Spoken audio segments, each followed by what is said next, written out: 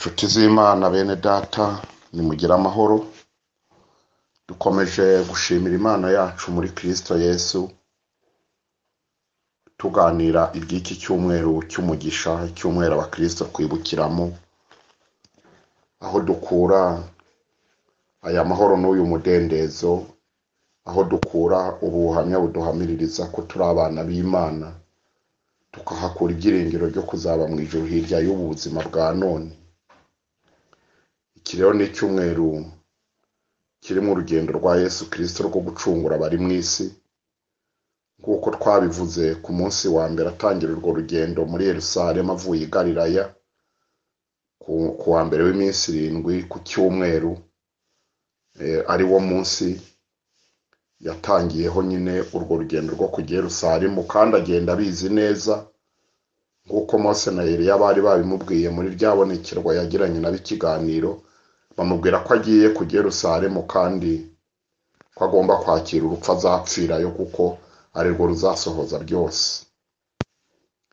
Kuva ku cyumweru rero twakomeje tuganira ibikorwa bya buri munsi muri iki cyumweru cy'iminsi 7 y'imibabaro ya Kristo, cyangwa y'urugendo yakoze kugira ngo acungure abari mu isi.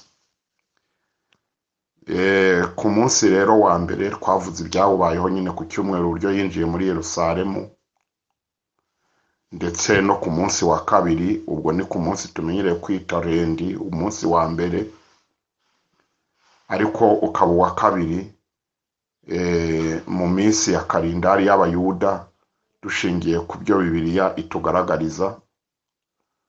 Noneho rero ku munsi wa gatatu ariho maridi, ndi kuvuga iminsi y'urugendo rwa Yesu Kristo, tugomba nyine kugenda tubirebana ubwitonzi buhoro buhoro, tukareba ibikorwa bya buri munsi muri iki cyumweru gitagatifu cyo gucungurwa kw'abari mu isi. Uyu munsi rero ni umunsi ukomeye kubera yuko aho icyigisho cyacu kigeze, cyane cyane unarebye kiriya gice twatangiriyeho cya Matayo 21, ukareba ibiganiro byose Yesu yakoze aho muri Yerusalemu n'imirimo yahakoze, bigenda byerekana kuburira abafarisayo n'abatambyi n'abakuru b'idini, abereka ibyitonderwa, ndetse anabacira n'imigani y'uko bameze, umugani w'abahinzi bimye shebuja imyaka ye, umugani w'ubukwe bw'umwana w'umwami. Umwami yararikiye abantu kuba mu bukwe barabyirengagiza, bigeze aho ahamagara abandi batari bakwiriye gutaha ubwo bukwe. Ubwo yababwiraga ko ibyari bigenewe ubwoko bwa Aburahamu babyirengagije, nuko umwami yihamagarira abanyamahanga batwebwe tutavuka kwa Aburahamu, n'ubundi inzu yo gucyurizamo ubukwe yuzura abasangwa bakwiriye kuba muri ibyo birori. Iryo ni itorero ry'Imana ryavutse mu banyamahanga, bahabwa iby'ubwami bitari bibakwiriye.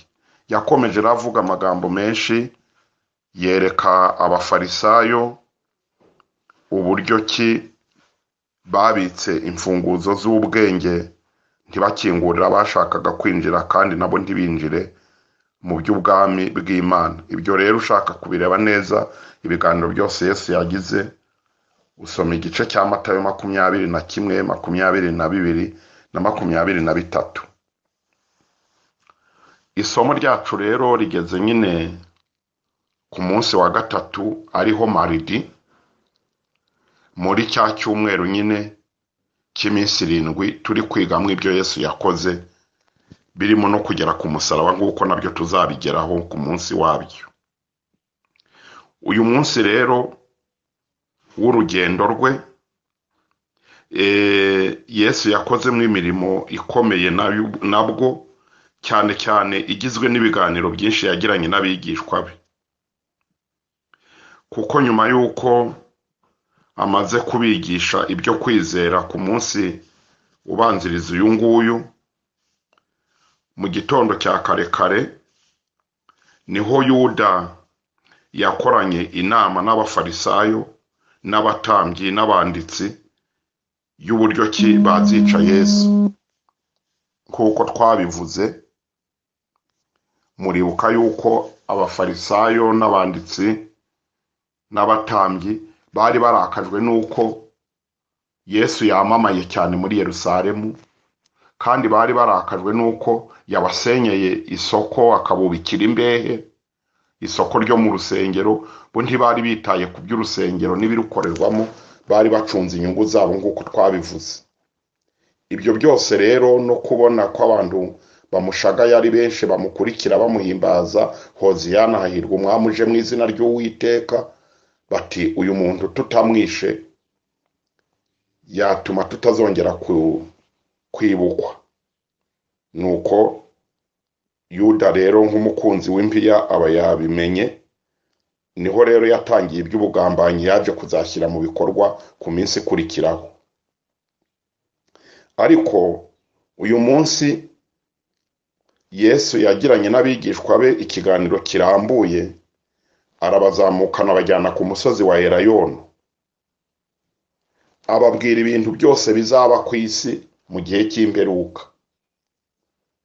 Ndetse bicaye ku musozi wa Elayono, kuko bari bitegeye epfo mu kibaya urusengero rwa Yerusalemu, ibyo nibyo yabanjirijeho ubwo yababwiraga ngo biriya byose mureba nta buye na rimwe rizasigara rigeretse ku rindi ritajugunywe hasi.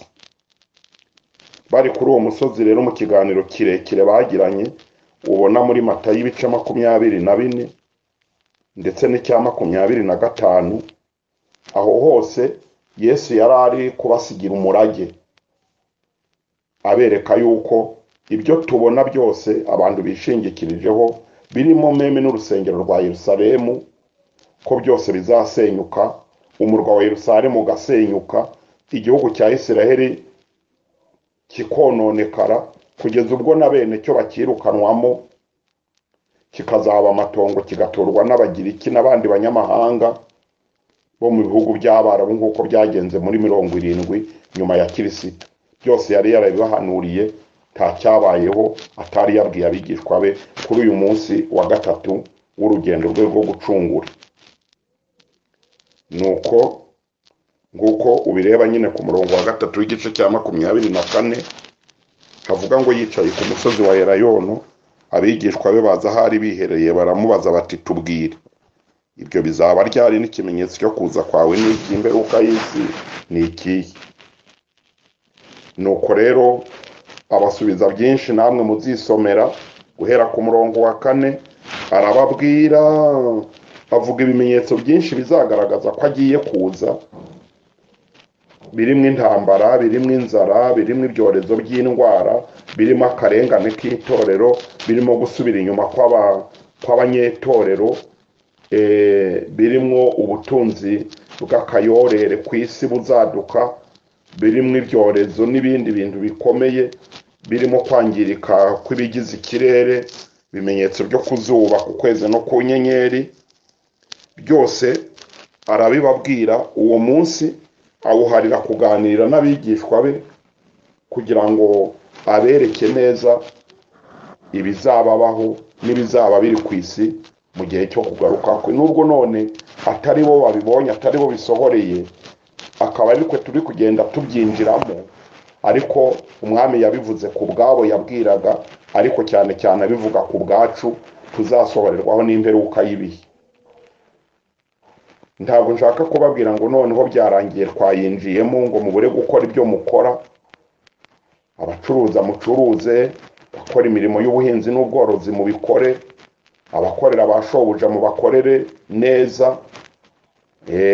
abageze igihe cyo gushaka mushake, mushyingirwe, mwubake ingo. Ntimumere nk'abantu bigeze bagira ububyutse bumvise mwene aya magambo bati karabaye, batangira guhagarika imirimo yose no guhinda mu mutungo wabo, bagenda bawutangaguza uko babonye ngo Yesu yaje. Nyuma yaho rero iyo abantu bitwaye gutyo, hari n'igihe Satani abategeramo babona ataje vuba vuba nk'uko babikekaga bakagwa. Ntabwo tuzi nyirizina umunsi n'igihe ntituzi generasiyo izakubitana no kuza kwe, niba ari mu iki kinyejana, niba ari mu kinyejana cya 50 cy'ijana, niba ari generasiyo zo mu bihe bizaza bya kera. Ariko icyo tuzi ni uko azaza, kandi ikindi tuzi ni uko turi mu bihe by'imperuka. Bigenda bigaragazwa n'ibyo dusoma muri aya magambo ndimo mbabwira, ibyo yabwiye abigishwa be kuri uyu munsi w'urugendo rwe rwo muri Yerusalemu. Nuko ibyo byose umwami Yesu Kristo arabibaganiriza, ababwira uko bizagenda mu gihe cy'imperuka, ibimenyetso byo gusenyuka kwa Yerusalemu, ibimenyetso byo kugaruka kwe. Umwami Yesu Kristo asa naho uyu munsi yawuhariye gutegura abigishwa be kugira ngo nibiba bazamenye yuko yabibabwiye. Uyu munsi kandi niho yakomeje anabasobanurira neza umumaro umwuka wera azabamarira. Mbega arabateguza kugira ngo nyuma y'urupfu rwe rwo ku musaraba na nyuma y'uko azaba asubiye mu ijuru, basigare bagenda bahererekanya abibinyejana bigenda bisimburana uko yabibabwiye. Uyu munsi nibyo tukigenderaho kandi bituguye neza, ntacyo tubaye gutegereza kuza k'umwami wacu, ariko tumutegereza tunategereje kurangiraho kwacu, kuko we niyatinze, nubwo yatinze imyaka ikaba ibaye 2000 avuze aya magambo, ariko abagiye bamutegereza bakarangiza urugendo rwabo neza, kuko nta muntu ujya umara ibinyejana 2, ni ukuvuga imyaka 200, nta muntu ujya uyimara. Kinyejana kimwe kiba kirangijeho ab'icyo kinyejana. Nariko abarimo bumva aya magambo y'Imana uyu munsi wa none, ni iki kinyejana cya 21 kiraba kiturangijeho, kuko tugihereye mu cya 20 niho benshi bariho none, niho bavutse. Ariko iki ngiki cya 21 kuba arimo bandeza amatwi banyumva kirashira kwese tutagihari. Turaba twatashye paradizo, abandi bagiye gihenomu. Niko bigenda, bigaterwa nanone n'imyirwarire dufitiye mu gahe nkaka kacu tuba turimo gatoya tumara mu isi. Ibi kandi ndabikunda, nkunda no kubivuga kugira ngo mu nyigisho zose ntabwo nahirahira kuzirangiza ndashyizemo mwene aka kantu ko gucunga neza ahazaza hacu, kuko haba hihuta cyane, turihuta rwose. Ubona ejo bundi warakajene, uribuka ejo bundi uri umwana w'igitambambuga, bakugeraga kweto bagira gute, bagufata akaboko bagutambutsa mu muhanda ngo bakujyane mu ishuri, urabyibuka ukabona ari nk'ejo bundi. Ariko none dore ubaye uwuriwe unganya ukungana uko nguko. Ejo bundi ro mu kandi gahe gatoya nabwo baraba bari kugusezeraho mu cyubahiro, bagira batinya kwigendera, arigendeye. Nuko bimeze, ibyo ntibishidikanwaho. Waba ukomeye, waba ufite byinshi cyangwa bikeya, waba urwaragurika cyangwa ugira ubuzima buzira umuze, ariko ntiturama. Ni mwene aya magambo rero umwami Yesu Kristo yashakaga gukomeresha abigishwa be, ngo buri muntu wese acunge neza izamu rye, buri muntu wese ategure neza igihe cye. Ibi rero arabibaganiriza bari ku musozi wa Elayono. Nuko uyu munsi awuharira kuvuga mwene aya magambo. Uzasome iki gice cyose kigizwe n'imirongo 46, ni ukuvuga Mateyo 24 ndetse n'igice cya 25. Igice cya Mateyo 24 kigizwe n'imirongo 51, cya 25 kikagirwa n'imirongo 56 nako 46.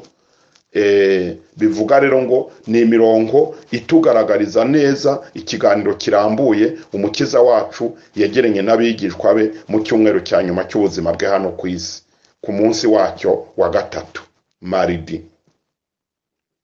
Hari kuwa kabiri muri iyi minsi nyine tumenyereye kuvugira kuri kalendari y'abaromani, kuko ubundi kalendari Bibiliya ikoresha ni kalendari ya Juive y'abayuda, ariko mu gihe cy'isezerano rishya tukagendera kuri kalendari y'abaromani. Nzababwira impamvu ibyo bintu biteye gutyo kugira ngo hataza kugira abajya muri confusion baterwa n'indi myigishirize ivuga ngo twadeviye amategeko y'Imana n'amabwiriza y'Isabato. Oya, turi mu murongo nyawo, ni ukuri kose, ni muhumure kuba twarahaye agaciro wa mbere w'iminsi 7 dimanche ku cyumweru. Tuzavuga impamvu yabyo turi kwiga ibyerekeranye nyine no kuzamuka mu gituro ku mwami Yesu Kristo kuri uwo munsi yari yatangiriyeho n'ubundi urugendo rwo muri Yerusalemu. Yesu adufashe kumva neza amabwiriza atugenga mu isezerano rishya, n'uburyo tudafite condamnation, nta rubanza dufite ngo twaradeviye amategeko y'Imana, kuko byose tubisangira n'umwami wacu, niwe waduhuguye atyo kugira ngo tujye tumenya ibitureba twebwe nk'abanyamahanga, ibitureba twebwe nk'itorero ryo mu isezerano rishya duhuriyeho na bene data b'Abayuda bakijijwe, bikanyurana cyane n'Abayuda bakiri ku mihango y'idini no ku mategeko ya Mose. Umwami wacu rero ntacyo atakoze kugira ngo adusobanurire neza ibidukwiriye bituma tuzashobora kumubona. Noneho kandi ajya kurangiza aya magambo y'uyu munsi, yanavuze ibyerekeranye n'ubwami bwe bw'imyaka 1000. Ubirebye muri cya gice cya 25 guhera ku murongo wa 31 aho avuga gucirwaho iteka, ngo umwana w'umuntu bwazazana n'abamarayika be bose afite ubwiza bwe, nibwo azicara ku ntebe y'ubwami bwe, amahanga yose agakoranyirizwa imbere ye, akabarobanura nk'uko umwungeri arobanura intama mu ihene, nuko akabacira imanza zijyanye n'ibyo bakoze. Aha rero kuza mu bwami bwe afite ubwiza bwe, kugaruka kwa Yesu mu cyubahiro cye, bikaba binyuranye cyane no kugaruka kwe mu ibanga ubwa mbere ejo bundi aje kuzamura itorero. Gituma ngite ejo bundi nuko ari wo muzuko uzabanziriza ibindi byose bizakurikiraho. Nibyo rero araza kubanza ibyo ngibyo, abanza azamura itorero rye, abapfuye bamwizera bonyine gusa bari bo bazuka, noneho bajye kumusanganira amarane nabo ahantu ho mu ijuru igihe cyagenwe n'Imana nikirangira, nibwo azaza rero hano mu cyubahiro cye, dasangurwara. Naza mu cyubahiro cye rero azacira abantu imanza. Ubwo ni igihe rero cy'ubwami bwe bw'imyaka 1000, ari umucamanza utabera hano ku isi, ariko mwe n'itorero rye azagarukana naryo kugira ngo arimurikire amahanga nk'uko twabyize mu byerekeranye n'ubwami bwe bw'imyaka 1000. Ikizamuzana ku isi akagomba kuyitegeka. Ibi nabyo rero yabibabwiye uyu munsi w'uru rugendo rwe rwo muri Yerusalemu. Avuga ukuntu abatazaboneka mu gitabo cy'ubugingo bazacirwaho iteka, n'abazabanditswe mu gitabo cy'ubugingo ari bagereranya n'intama bazabana nawe mu bwami bw'iteka ryose, noneho mu gihe cy'ijuru rishya n'isi nshya. Amaze kubivuga buba buragorobye, ayo magambo ayarangiriza aho ngaho. Umunsi uba urarangiye, ariko ateguye neza imitima y'abigishwa be kugira ngo bashobore kuzabana nawe mu bwami bwo mu ijuru, kandi nibinaba bazamenye uko bigenda bikurikirana. Umwami Yesu ashimwe kubera yuko yatugiriye neza. Uyu ni umunsi turaje rero nanone dukomeza n'umunsi wakurikiyeho ibyawubayeho nabyo biri muri uyu muteguro nabateguriye wo kubabwira iby'iyi minsi 7 y'icyumweru cy'umugisha kubizera, urugendo umwami wacu Yesu Kristo arimo agirira muri Yerusalemu, aho yiteguye kujya ku giti gukuraho umuvumo twari twaravumwe w'icyaha, tukabasha kuba abana b'ubugingo. Amen.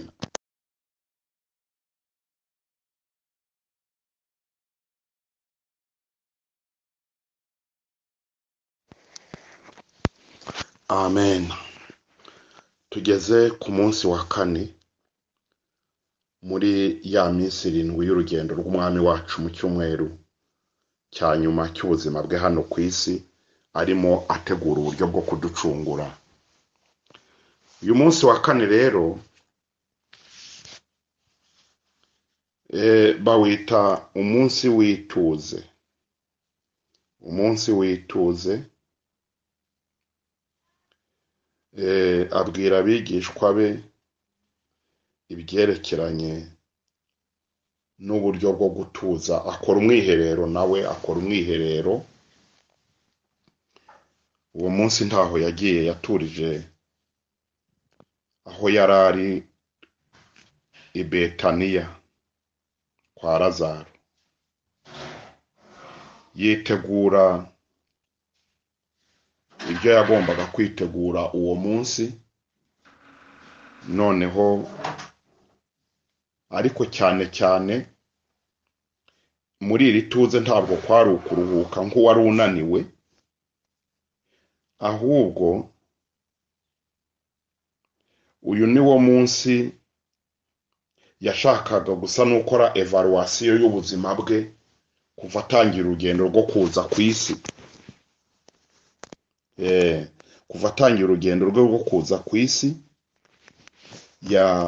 uyu munsi yari yawuhariye gukora umwiherero, kwihererana na se, kugira ngo n'ibyo agiye kwakira mu minsi ikurikiraho azashobore kubyakira neza. Yibuka uko yabaye mu ijuru ari Imana, ari kumwe na se Data wa twese. Aha niho yibutse uko yafashe icyemezo cyo kuza kwambara umubiri, yirirwa atekereza uburyo yamanukiye mu nda y'umwari Mariya, kamara amezi 9 mu nda nk'abandi bana, uburyo yavukiye muri Betelehemu, uburyo Herode yashatse kumwica akiri uruhinja, bikanga agahungishirizwa mu Misiri. Akomeza atekereza imirimo yakoze y'abana. Uyu munsi kandi atekereza uburyo mu gihe cy'imyaka 30 y'ubuzima bwe ari muri Nazareti, uburyo yabayeho. Ibyo byose abona umwanya wo gusubiza amaso inyuma, kureba ubuzima bwe, kureba ibyo yakoze muri Galilaya mu gihe cy'imyaka 3 avuye i Nazareti aje gukora umurimo nyirizina wari wamuzanye. Ntabwo yari gukomeza kuba mu mirimo yo kwa Yozefu na Mariya. Yagombaga kurindira kugera ku myaka Abayuda bari bemerewe gufata ijambo mu bagabo, imyaka 30. Iyo myaka yuzuye rero nawe atangiza ministeri yewe yo gutegurira abantu iby'ubwami bw'Imana. Muribuka ko ari nayo nyigisho ya mbere yabanjirijeho. Atangira kwigisha yaravuze ngo mwihane kuko ubwami bwo mu ijuru buri hafi. Ibindi byose yabikoze cyane cyane ateguza abantu iby'ubwami bwo mu ijuru, ubwami bw'Imana. Noneho rero ibyo byose yakoze muri Galilaya, Kaperinawumu, uburyo yahagurukije ibirema, uburyo yahumuye impumyi, uburyo yazuye abapfuye, uburyo yagaburiye abantu 5,000 uko kurya dukeye imitsima 5 n'ifi 2, uburyo yashoboye kugenza amaguru hejuru y'inyanja, uburyo yatubuye amafi mu nyanja akarobesha amafi hari ku manywa. Mbega imirimo yose yagiye akora uwo munsi byose arabyevariwa, wabishyira ku murongo, abimurikira Imana Data wa twese, kugira ngo ashobore kumva neza yuko yaba yarageze ku ntego. Burya mu bintu byose dukora, abantu bakwiriye kujya basubiza amaso inyuma bakareba intego bari barihaye mu buzima bwabo, cyane cyane bwa gikirisi. Ubwo turi kuvuga ibintu by'Imana no gucungurwa kwacu, ese intego wihaye muri uyu mwaka yo gukiranukira Imana, yo kubaha Imana, yo kugira icyo ukorera Imana, ukavuga uti umwaka uratangiye, ugomba gushira mfite ikintu mbikije kuri konte yo mu ijuru, mfite ibintu nashyize mu ijuru nzasanga bizampesha amakamba ngezeyo. Erega bene data, kuba twaramaze kumenya amabanga akomeye y'uburyo dukwiye gutegura ahazaza hacu hakurya ya none, hirya y'uyu mubiri, nibyo nshaka kuvuga. Ni ukuri ni amahirwe kuba twarabimenye. Kubimenya ntugire icyo ubikoraho ni nko kugira ubwenge buke. umuco wo kwizigama nawo nababwiye ko ari umuco mwiza. Umuntu wese ufite ibitekerezo bizima ntabwo areba none gusa ngo ibyo yakira mu buzima bwe abirire kubirangiza nk'ugiye kuva mu isi nimugoroba kugira ngo asige abirangije mu masaha 8, nko wenda kuva mu isi nk'uku kwezi kugira ngo iby'ukwezi gushize abirangize byose icyarimwe. Abanyarwanda tugira umuco, si n'abanyarwanda gusa, abaturage ku isi bagira umuco wo kumenya gutekereza ahazaza igihe intege zizaba zitariho, igihe uzaba ugeze mu zabukuru ushaje. Benshi rero bakunda kuvuga bati ese nzabigenza nte, niki nzasaziraho igihe ntazaba ngishoboye gukora, igihe ntazaba ngidepozi runaka ngo bampe akazi. Ubu buto bwanjye niki buzaba bwaransigiye kizatuma ndasaza nsabiriza, kizatuma ntabaho nabi. Kwikorera evaluation y'ubuzima ukareba ko wageze ku ntego. Noneho rero nifashishije urwo rugero ngira ngo cyane cyane tujye dutekereza ngo mvuye mu mubiri none ko namenye Imana ko yambabariye ibyaha nkaba ndi umwana w'ijuru, ariko se ndamutse mvuye mu mubiri ukwezi gutaha, umwaka utaha, ese ningira amahirwe yo kurangiza uyu mwaka ngiri mu isi, koko niki nzaba maze kwinjiza mu ijuru? Ni bangahe nzaba maze kubwiriza ubutumwa? Ni bwitange ki nzaba maze gukora? Nzaba niyirije ubusa kangahe mu cyumweru cyangwa mu kwezi cyangwa mu gihembwe nsengera umurimo w'Imana, nsengera abapagani, nsengera batarakizwa, ntizengurukaho ubwanjye gusa. Burya guhora wizengurutsaho isengesho wenyine, isengesho ryawe ari we rigarukiraho, nabwo nukureba hafi. Dukwiye kuba turenga umupaka wo kwihugirwaho, noneho tugahugirwa no ku bandi, tugahugirwa no ku batarakizwa bataramenya iri banga. Tukareba ko twagira umuntu nibura umwe twarura mu muriro utazima, kabone nubwo mu mwaka wose wagira umuntu umwe waronka ukamukura mu muriro utazima, waba ukoze ikintu gikomeye cyane kizahora kibukwa mu buzima bw'iteka ryose. Kuba hari umuntu waba warakijije akaga ko kujya muri Gehenomu. Wabikoresha ubutunzi bukagira icyo bukora kwizirika ku muntu ngo urebe ko wamugeza ku gakiza. Wabikoresha ubwenge, wabikoresha amashuri, wabikoresha ururimi runaka kugira ngo niba tumvaga n'ururimi rwawe ukoresha urundi rurimi wizemo. Wabikoresha kwitanga no kugira agahinda n'amarira yo kubabazwa n'abadakijijwe, ugahera kuba umuryango wawe, ababyeyi bawe, barumuna bawe, basaza bawe, bashiki bawe, bakuru bawe, iso, nyoko, abana bawe, inshuti, ukagera no mu nshuti, ukagera mu bo kwa baso wanyu no kwa banyokorume, ukabanza ukazengurutsa amaso mu muryango. Mbese mu muryango wanjye mugari nta barimbuke barimo? Niba barimo se ko bampinduye nk'umusazi, nakora iki? Ukiyiriza ugasenga. Ibyo mbabwira ibyo nibyo nagiye nkora, nibyo nagiye mbona, ngasengera umuryango wanjye mu gihe bari baranyise umwana wataye umutwe, umwana rwose wahinduye idini, umwana wagiye mu bantu bameze nk'abasazi. Dore ku itorero ryacu bavugaga ngo abaririmo n'abatindi, n'abakene, n'abantu basenga nabi batagira gahunda, ariko ryari mu mwuka w'Imana. Kurijyamo rero icyo gihe vuye mu madini bavugaga ko yiyubashye, atanga umudendezo wo kwigira uko umuntu ashatse kose.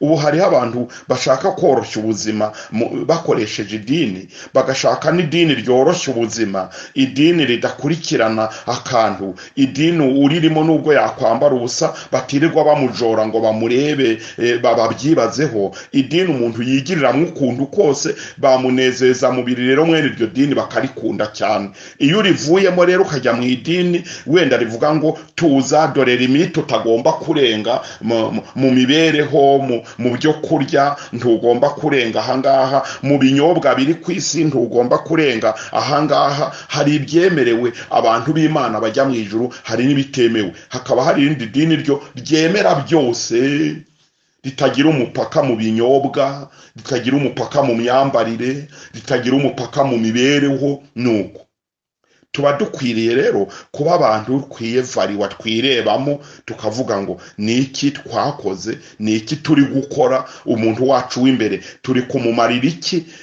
ugiye tukiri muri uyu mubiri, ko ariho honyine dufite amahirwe yo kugira icyo tumarira umuntu w'imbere uzaba hirya mu buzima bw'iteka. Sinavuga ngo uzabana n'Imana, kuko abantu bose b'imbere baturimwo bose siko bazabana n'Imana. Bazabana n'Imana bikurikiranye nuko witwaye muri uyu mubiri. Niyo mpamvu rero bavandimwe bene data, tukiri kwiga iby'uyu munsi, umwami wacu nawe yarimo areba ahavuye naho ari kujya nibizabaho hakurya y'urupfu rwe rw'umubiri, n'ibyo agiye gukorera mu rupfu. Uyu munsi yawufashe nk'umunsi wo gutuza. Natwe dukwiye kuba tugira mwene uyu munsi mu buzima bwacu wo gutuza, tugaturiza imbere y'Imana, wenda turi mu masengesho, wo kureba iyo tuvuye. Ese mu gihe twakiriye ubukirisitu tumaze gukora ibimeze bite? Mu gihe twakiraga ubwami bw'Imana mu buzima bwacu, imyaka tumaranye ubukirisitu, ni iki tumaze kunguka mu Kristokazi mwene data? Ndagira ngo rwose aha tuhigishwe n'umwami wacu, natwe kujya tugira igihe cyo gutuza, tukareba ibyo twaba tumaze, umusaruro twaba tumaze gukura mu bukirisitu. Amen. Kandi Imana rwose ibidufashemo kugira ngo iki cyumweru cy'umusaraba tukigiremo ibintu byinshi bishobora kudufasha muri uru rugendo. Uyu munsi ndawukunda, umunsi wo gutuza ku mwami wacu, nanjye mwigiramo kugira igihe cyo gutuza. Mu mwaka nakoze bimeze bite? Ni ibiki ninjije mu ijuru? Ukwezi kwatangira ukavuga ngo mwami dutangiye ukwezi, ugasenga ugapfukama, nubwo udafite umwanya wenda uhagije kubera akazi ukora, ariko shakira n'Imana nibura isaha imwe mu ntango z'ukwezi kugira ngo usabire iminsi 30 ugiye kwinjiramo, ntizagusigira ubusa, izashire hari ikintu winjije mu ijuru. Hari umuntu wasengeye, hari umuntu wahaye ibyo kurya wari ugiye kwicwa n'inzara, hari umuntu watabaye mu butabazi runaka, hari igikorwa cy'ubugira neza wakoze, hari umuntu wagejejeho ubutumwa bwiza, wakoresha SMS, wakoresha ko muhuye, wakoresha ko mukorana, mubwire akajambo nibura na gatoya, ariko bimenyekane ngo muri uku kwezi kuzashire meze nk'ibubu itavuga, kuzashire nta muntu umenye ko Yesu ari umwami. Nzagende mu mamodokari ngendana n'abagenzi, mbure n'umuntu nubura nuko bivuga, tera n'akaririmbo ukaririmbe, ubundi igihe akureba ngo uyu muntu usiririmbye aririmbye ibiki, icyo gihe nabwo uzaba ugize icyo winjiza mu ijuru. Ibyo ni iby'ukwezi. Icyumweru nigitangira wibaze ngo iki cyumweru cy'iminsi 7 nta kantu nazakora. Mwamumfashe umpumura amaso ndebe icyo nakora. Erega ibyo dusabwa kugira ngo tuzabe mu ngororano z'Imana ntabwo ari ibintu bihenze, si ibintu tutashobora. Buri wese mu rwego rwe agira icyo yakora rwose cyatuma ukwezi kutamupfira ubusa, icyumweru kitamupfira ubusa, umwaka utamupfira ubusa. Hari abantu bisuzugura ngo nge ntacyo maze, ngo nta n'ibyo ngira. Hari ibintu Imana igusabye birenze ibyo ufite se. Nta kimana idusaba kirenze icyo dufite. Ufite umunwa, ufite amahirwe yo kugira amatwi arimo yumva amagambo nkaya. Ubu nanjye ndimo mbabwira ibi ngibi, ndi kugira icyo ninjiza mu ijuru kwa data. Niniyevariwa ninkora gusubira mu byo nakoze, nibi nzabishyira muri gahunda y'ibintu ninjije mu ijuru, kuko hari abantu naburiye nkababwira mwene aya magambo. Hari n'ibindi rero bigenda bishamikiraho, nkwiriye gukoresha umurimo wanjye. Paulo we yaravuze ngo ubwo maze kumenyera ibanga, noneho ntanze umubiri wanjye mukoresha uburetwa, kuko maze kumenya n'ubundi yuko ntazawutindana. Igihe rero nkiburimo, apana kuwugira wo kudamarara gusa, no kurya no kunywa no kwagurinda no kugira gute no kuryama nkaba mu biringiti ngumva ko ari oya. Ukoresha uburetwa, ububuza amahoro, ububyutse ku buriri mu gicuku abandi bacubiye, ubupfukamisha usenga Imana, nuko n'ubundi ni cya kimwe. Uko uzawufata kose utagira ikintu wawinjirizamo umuntu w'imbere, n'ubundi niho hahandi uzarangira. ibyiza rero ubwo tumaze kwakira ibanga rikomeye gutya dufata umwanya wo gutuza nk'umwami wacu dukore ubushakashatsi bwo kureba ngo nakoze ibiki mu myaka maranye ubukirisitu, mu minsi maranye ubukirisitu, nakoze ibiki muri korali yanjye, nakoze ibiki mu itorero ryanjye, nakoze ibiki muri bene data mu gihe kwegeranyaga inkunga zo kugira ibyo dufasha nk'abantu, ngewe nabigizemo uruhare iki, ese ni ibiki muri bije yanjye, bije familiyare, kuko nanone burya buri family ikwiye kuba ifite bije igenderaho, so gupfa kurya gusa uko umuntu abonye no guhaha ibitari ngombwa bitigeze biteganwa. Oya, ni mucyo duca akenge tujye dukora ibintu ntatepfu ry'inzoga rituri mu mutwe. Turi abakozi b'Imana, turi abarokore, turi abantu batanywa inzoga. N'uwabazinywa kandi uri kutwumva amenye yuko zica ubwonko zikangiza imitekerereze y'abantu, nubwo hari amadini azifavoriza, ariko bene data dukwiriye kuba turi abantu barangwa rwose n'umuco mwiza utari mu businzi. Ubwo rero nanone tukamenya ngo eske dufite kontabilite familiyari iteye gute, muri kontabilite familiyari yacu, muri bije yacu ni iki duteganyiriza umuntu w'imbere, nacyo ngo tugishyire muri bije. Tumenye ngo mu bihumbi 10 tubona ku kwezi, ese ko harimo igihumbi cy'Imana cy'icya 10, cyo ni ingarigari y'Imana, ariko mu bihumbi 9 nsigaranye ni iki kindi nakoramo kugira ngo hagira abantu bamenya yuko Yesu agira neza, hagira abantu bashima Imana bayiha icyubahiro ari nge biturutse muri famiye yacu. Ese ibindi 8 byo bisigaye twabikoresha gute kugira ngo urugo rwacu cyangwa mu buzima bwanjye ndi umusore ndi umukobwa nteganyiriza hazaza, wenda ukureho nka 2 ubishyire ku ruhande, ibisigaye bikemura izindi beze we familiyare ziba zihari. Nuko umuntu akora bije familiyare kandi bikagenda neza. Ubwo mu ijambo ry'Imana murumva ko harimo n'inama z'imibereho mu izina rya Yesu. Imana rero dufashe. Iri jambo rero ndikuye kuri uyu munsi wituze, umwami wacu yiri waturije imbere y'Imana, areba aho avuye, areba naho agiye kwinjira kugira ngo byose bigende neza. Uyu munsi rero nicyo gikorwa tubonana umwami wacu Kristo Yesu, kandi nacyo kituguye neza kubera yuko aha niho yavomye imbaraga zimushoboza gukora ibindi by'iminsi isigaye inyuma ye, kugira ngo arangize neza inshingano yihaye muri iki cyumweru, kirangire neza ageze ku nsinzi, ageze ku ntego. Imana yacu ihabwa icyubahiro kandi iduha umugisha.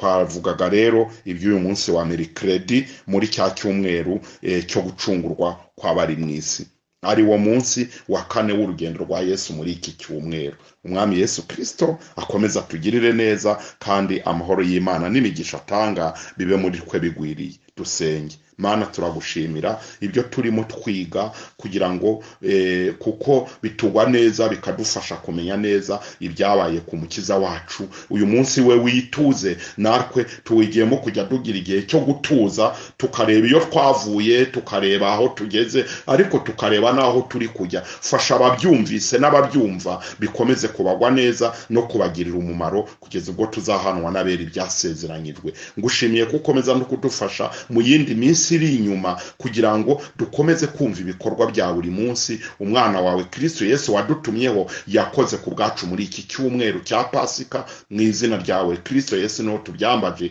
kwiringira yuko uduhereye ubuntu mwami byiza bidukwiriye, kugira ngo tuzakomeze kubona kugira neza kw'Imana muri izi nyigisho kubw'amaraso watumenekeye. Amen.